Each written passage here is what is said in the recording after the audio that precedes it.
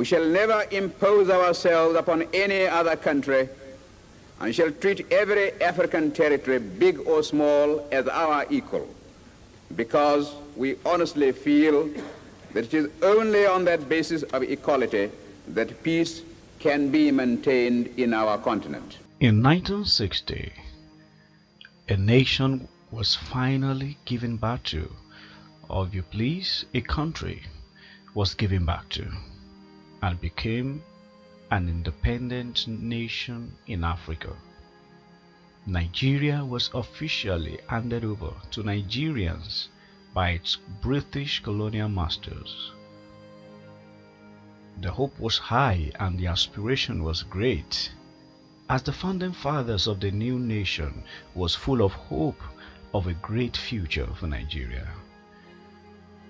A future where there will be abundant life for the citizens of this new country. The peoples of Nigeria must at the same time be guaranteed their freedom. But this dream never came to be. It was beclouded with acrimony, selfishness, sentiment, complexity, and tribal egotism.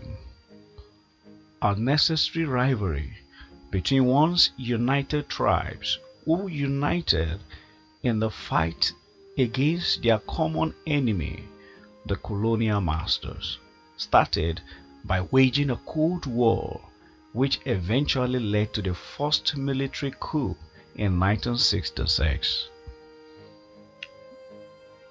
Some soldiers of the Igbo extraction launched an aggressive coup and took out major leaders of another section who are leaders in the military at the time. There isn't really any problem. A few misunderstandings arose, but this was due to the publication in the press and by announcements over the radio. At one time they started calling us in Kaduna rebels, whereas in fact the revolution was all a planned affair all over the country, and many other people were. In 1967, a counter-coup was launched by the aggrieved sections of the country, who believed that the coup of 1966 was sectional and aimed at killing their political leaders.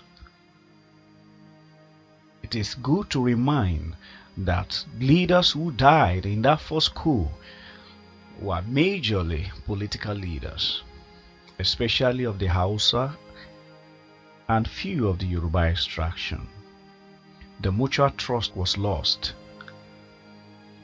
Revenge was in the mind of every aggrieved tribes against one another. The Hausa hate the Igbo, Igbo hate Yoruba, Igbo hate Hausa, and vice versa.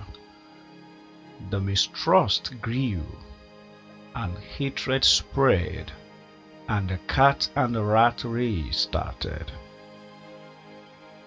Unfortunately, we went into an unavoidable and unnecessary secession war of ego.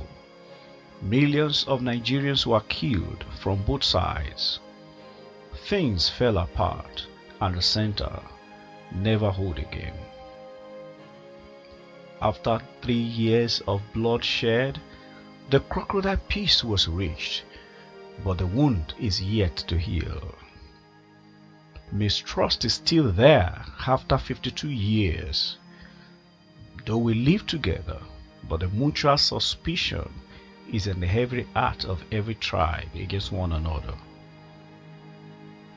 The young Igbos who were not born during the war but read and heard the history of the Civil War rekindled the call for secession because of the perceived injustice and the neglect of Igbo from the political scheme.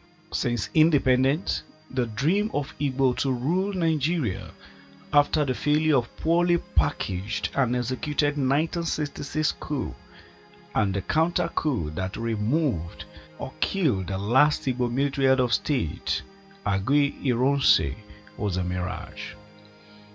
Then Igbo resorted to if we cannot rule Nigeria, we should be allowed to rule ourselves.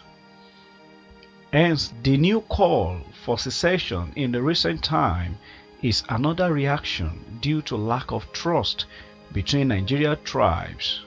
The Igbo youths are becoming aggressive against all other tribes and becoming isolated. It's like nobody wants to trust Igbo, nor wanted to gamble with power game with them. Other tribes believe Igbo cannot be trusted with a country they once went into war with.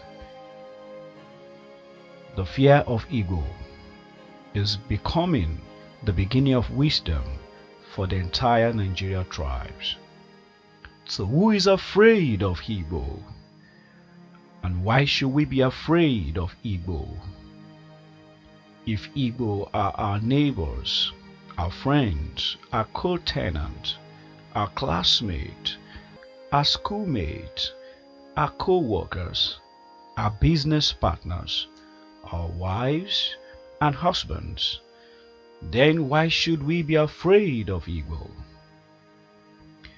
We can relate peacefully, forget the past, apologize for the wrong of the past injustice, stop bad-mouthing each other, create mutual respect, and stop secession agitations.